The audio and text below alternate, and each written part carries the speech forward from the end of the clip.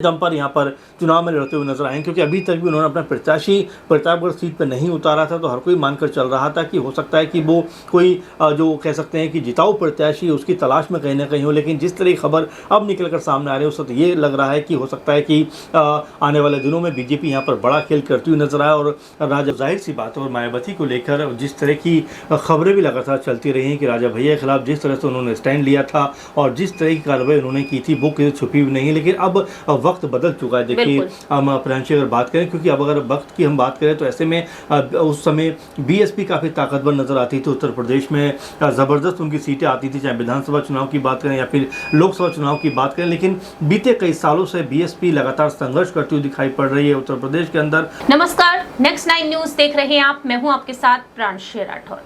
स्वागत है आपका हमारे खास प्रोग्राम सियासी सच में। हमारे साथ इस वक्त मौजूद हैं हमारे सहयोगी अमन जी। सबसे पहले अमन जी, आपका बहुत बहुत स्वागत है जी। Thank you. उत्तर प्रदेश की सियासत में अब एक बड़ा खेल करने के लिए बीजेपी आलाकमान ने एक नई रणनीति अपना ली है। जैसे कि हमने देखा उत्तर प्रदेश में जब राज्यसभा के लिए चुनाव हुए उस दौरान किस तरह से कुंडा से विधायक बाहुबली कहे जाने वाले रघुराज प्रताप सिंह उर्फ राजा भैया का साथ समाजवादी पार्टी कहीं ना कहीं चाहती थी। लेकिन राजा भैया ऐन मौके पर बाजी पलट देते हैं और वह बीजेपी के प्रत्याशियों को समर्थन दे देते हैं, वोट दे देते हैं। और इसके बाद देखा गया कि राजा भैया कहीं ना कहीं अपनी दो अहम सीट प्रतापगढ़ और कौशाम्बी के लिए एक अलग रणनीति बनाना चाहते थे। जहां एक तरफ उस वक्त राजा भैया को एक जरूरत थी, तो वहीं अब देखा जाए तो कहीं ना कहीं बात चाहे कर ली जाए ठाकुरों की नाराजगी पर, राजपूत समाज की जो नाराजगी बीजेपी से इस बार देखने को मिल रही है, इसको लेकर बात कर ली जाए, प्रतापगढ़ कौशाम्बी की सीट को लेकर बात कर ली जाए, क्योंकि सामने मैदान में जो है बहुजन समाज पार्टी की सुप्रीमो जो है मायावती हैं और उन्होंने जिस तरह से बीजेपी के जो नेता हैं उनके बेटे को प्रतापगढ़ से उतार दिया है। और ऐसे में यहाँ पर सवाल ये बन रहे हैं कि राजा भैया का साथ अब कहीं ना कहीं बीजेपी आलाकमान चाहते हैं। ऐसे में बीते पिछले कुछ दिनों पहले ही गृह मंत्री अमित शाह की मुलाकात राजा भैया से हुई है। अंदर खाने से खबरें आ रही हैं, हालांकि इसकी पुष्टि तो नहीं हुई है, लेकिन ये कहा जा रहा है कि तकरीबन 1 से 1.5 घंटे बंद कमरे में मुलाकात चली है। ऐसे में कहीं ना कहीं बीजेपी प्रतापगढ़ पर, कौशाम्बी पर राजा भैया का साथ चाहती है। देखिए बिल्कुल, और यूपी की राजनीति अपने आप में बेहद अलग तरह की राजनीति होती है। तमाम सारे उतार चढ़ाव, दाव पेच इसमें नजर आते हैं। प्रतापगढ़ जब भी कह सकते हैं ज़िले का जिक्र होता है, राजा भैया की तस्वीर उभर के सबसे पहले सामने आ जाती है, क्योंकि जो पूरा इलाका है राजा भैया के लिए कह सकते हैं पहचान का मोहताज नहीं। राजा भैया वहाँ पर एक अपने आप में बड़ा नाम है, बड़ी हस्ती है। इसीलिए जब भी प्रतापगढ़ का जिक्र होता है राजा भैया का जिक्र अपने आप उभर कर सामने आ जाता है। आपने जिस तरह से कहा कि जो बीजेपी लगातार साथ रही राजपूतों को, क्योंकि जो राजपूत समुदाय है कहीं ना कहीं उनसे नाराज नजर आता है। पहले भी इसको लेकर बात हो चुकी है, कई बार इसको लेकर कह सकते हैं गहमा गहमी का माहौल भी रहा है। राजपूतों का कह सकते समुदाय ने बाकायदा बीजेपी के खिलाफ जो है एक तरीके से पूरी की पूरी रैली करके, एक कह सकते हैं कि आयोजन करके कहीं ना कहीं उनको वोट नहीं देने की भी बात कही थी। तो आप समझ सकते हैं कि यहाँ पर जो राजपूतों को साधना बीजेपी के लिए बेहद ज़रूरी हो जाता है। इसके अलावा भी देखें, चाहे ब्रजभूषण हो या फिर जौनपुर से धर्मेंद्र सिंह हो, इनके खिलाफ भी जिस तरह से बीजेपी का रुख रहा है, वो कई तरह से जो राजपूत समुदाय हैं उनके लिए नाराजगी का जो कारण है वो रहा है। अब ऐसे में एक मात्र उपाय अगर बीजेपी के पास बचता है उत्तर प्रदेश में, पूर्वांचल में, तो वो है राजा भैया। अगर राजा भैया बीजेपी खेमे के साथ आ जाते हैं तो आप ये मानकर चलिए कि स्थिति मजबूत होती हुई नजर आएगी बीजेपी। क्योंकि आपने शुरुआत में जिक्र किया कि जैसे राज्यसभा चुनाव के दौरान तुरंत राजा भैया ने बीजेपी का साथ दे दिया, जबकि समाजवादी पार्टी भी लगातार लगी हुई थी कि भाई हमें भी सपोर्ट कहीं ना कहीं मिल जाए। तो आप समझ सकते हैं कि यहाँ पर जो राजा भैया जिस तरह से अब ज़रूरी हो गए बीजेपी के लिए, इसीलिए मीटिंग का दौर चल रहा है। अमित शाह जाते हैं, उनसे बात करते हैं और घंटे 2 घंटे के बीच तकरीबन मुलाकात होती है बंद कमरे के बीच में। तो ये आप समझ सकते हैं किस तरह से अब बीजेपी पूर्वांचल में राजा भैया को साधने का काम करे, क्योंकि प्रतापगढ़ पर अभी तक राजा भैया ने अपना प्रत्याशी नहीं उतारा है जो लोकतांत्रिक जनसत्ता पार्टी है उसके ज़रिए। और ऐसे में समझा जा रहा है कि उनकी पार्टी अब यहाँ से बीजेपी का समर्थन दे सकती है, बीजेपी को समर्थन दे सकती है, उनको साथ दे सकती है। और कह सकते हैं कि जो गठबंधन बनने की जो संभावनाएं ख़त्म होती हुई दिखाई पड़ रही थी, वो एक बार फिर गठबंधन बनकर सामने आ सकता है। और यहाँ पर राजा भैया अगर बीजेपी के साथ जाते हैं तो एक बार फिर यूपी की राजनीति में खलबली मचती हुई नजर आई, क्योंकि ऐसा माना जा रहा था या लग भी रहा था काफ़ी हद तक कि राजा भैया अब अपने दम पर यहाँ पर चुनाव में लड़ते हुए नजर आए, क्योंकि अभी तक भी उन्होंने अपना प्रत्याशी प्रतापगढ़ सीट पर नहीं उतारा था। तो हर कोई मानकर चल रहा था कि हो सकता है कि वो कोई जो कह सकते हैं कि जिताऊ प्रत्याशी उसकी तलाश में कहीं ना कहीं हो। लेकिन जिस तरह की खबर अब निकल कर सामने आ रही है, उस वक्त ये लग रहा है कि हो सकता है कि आने वाले दिनों में बीजेपी यहाँ पर बड़ा खेल करती हुई नजर आए और राजा भैया को अपने साथ लेकर कहीं ना कहीं उनकी पार्टी में से किसी एक को राज्यसभा सीट देने का कहीं ना कहीं उनको लोग कह सकते हैं कि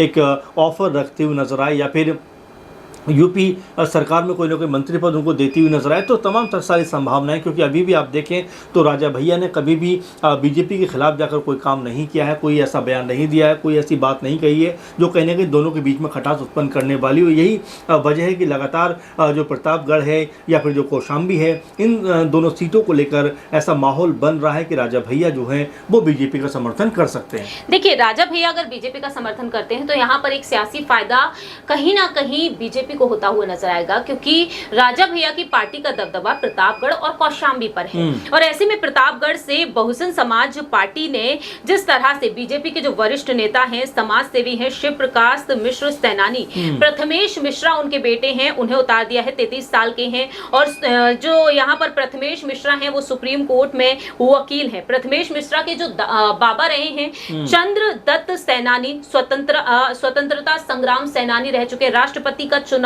तक लड़ चुके हैं। यहाँ तक कि प्रथमेश के जो माता पिता हैं, नाना हैं, वो राजा भैया के खिलाफ कुंडा विधानसभा सीट से चुनाव भी लड़ चुके हैं। तो यहाँ पर मायावती ने बहुत ही सोच समझकर रणनीति खेल दी है। बात यहाँ पर समाजवादी पार्टी को लेकर कर ली जाए तो समाजवादी पार्टी भी पूरी तरीके से जिस तरह से अपने प्रत्याशियों को उतारती हुई नजर आई है। कौशाम्बी सीट की ही बात कर लेते हैं। कौशाम्बी सीट पर अखिलेश यादव ने अपने प्रत्याशी को उतार दिया।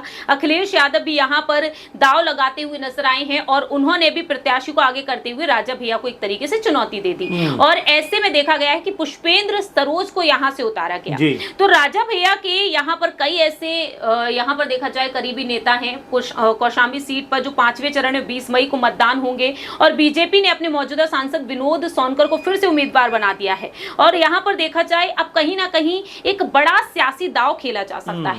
बहुजन समाज पार्टी का इस तरह से राजा भैया के खिलाफ एक ऐसे उम्मीदवार को उतार देना, राजा भैया की कितनी मुश्किलें बढ़ाना चाहती हैं। मायावती इस सीट को पूरी ही तरफ अपनी तरफ लाना चाहती हैं और एक वक्त हमने देखा है कि दोनों के बीच वो सियासी और तलखी दुश्मनी भी हमने देखी। जी बिल्कुल, जाहिर सी बात है। और मायावती को लेकर जिस तरह की खबरें भी लगातार चलती रही हैं कि राजा भैया के खिलाफ जिस तरह से उन्होंने स्टैंड लिया था और जिस तरह की कार्रवाई उन्होंने की थी वो किसी छुपी हुई नहीं। लेकिन अब वक्त बदल चुका है। देखिए हम प्रियांशी अगर बात करें, क्योंकि अब अगर वक्त की हम बात करें तो ऐसे में उस समय बीएसपी काफ़ी ताकतवर नज़र आती थी। उत्तर प्रदेश में ज़बरदस्त उनकी सीटें आती थी, चाहे विधानसभा चुनाव की बात करें या फिर लोकसभा चुनाव की बात करें। लेकिन बीते कई सालों से बीएसपी लगातार संघर्ष करती हुई दिखाई पड़ रही है। उत्तर प्रदेश के अंदर आप देखिए कि बीएसपी को महज एक सीट मिलती है 2022 के विधानसभा चुनाव में उत्तर प्रदेश में। तो आप समझ सकते हैं कि बीएसपी की जो ताकत थी वो वैसी नहीं रही। लेकिन बीजेपी लगातार इस कोशिश में लगी हुई है कि जो पूर्वांचल की सीटें हैं वो कम से कम उसके आस तक छिटकनी नहीं चाहिए।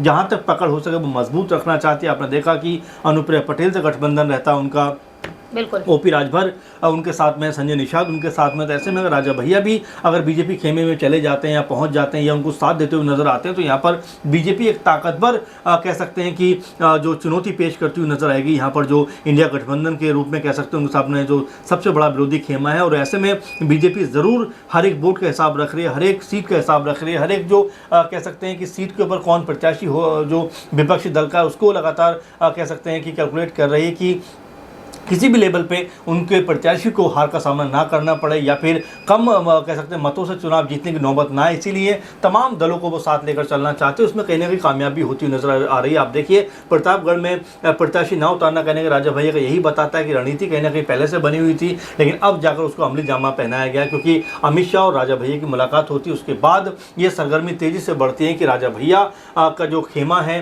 जो उनकी पार्टी है, वो बीजेपी के साथ जा सकते हैं और बीजेपी इसके बदले उनको कोई मंत्री पद हो या फिर राज्यसभा सीट हो या कुछ और कह सकते हैं इनाम के बतौर इनाम के तौर पर दे सकती है। बिल्कुल, यहाँ पर एक बड़ी सौगात कहीं ना कहीं देखा जाए एक बड़ा पद राजा भैया को योगी सरकार में मिल सकता है या फिर यूं कहा जाए कि कहीं ना कहीं बीजेपी सरकार बनने के बाद राजा भैया को किसी अहम भूमिका में भी दिखा सकते हैं। ये तो वक्त के साथ साथ जानेंगे। फिलहाल आपको जानकारी दे देते हैं कौशाम्बी सीट एक ऐसी सीट है जहां से राजा भैया अपने उम्मीदवार को पूर्व सांसद शैलेंद्र कुमार को उतारना चाहते थे। यहाँ पर अपनी पार्टी की तरफ से वह चुनाव लड़ना चाहते थे, लेकिन बीजेपी को उन्होंने समर्थन पर समर्थन दिया। योगी सरकार की तारीफ कर ली जाए, चाहे बात यहाँ पर कर ली जाए राज्यसभा चुनाव में उनके समर्थन की, लेकिन बीजेपी कहीं ना कहीं यहाँ पर देखा जाए राजा भैया को वो सीट देती हुई नजर नहीं आई है। अपनी इन सीटों से वह अपने उम्मीदवारों का नाम ऐलान करती हुई नजर आई है, और ऐसे में देखा गया है कि बीजेपी के उम्मीदवारों का ऐलान हो जाने के बाद राजा भैया साइलेंट स्थिति में नजर आए हैं। और अब जानकार कहते हैं कि अंदर ही अंदर रणनीति की तैयारी वह कर रहे थे, जिससे कि बीजेपी की मुश्किलें बढ़ सकती थी।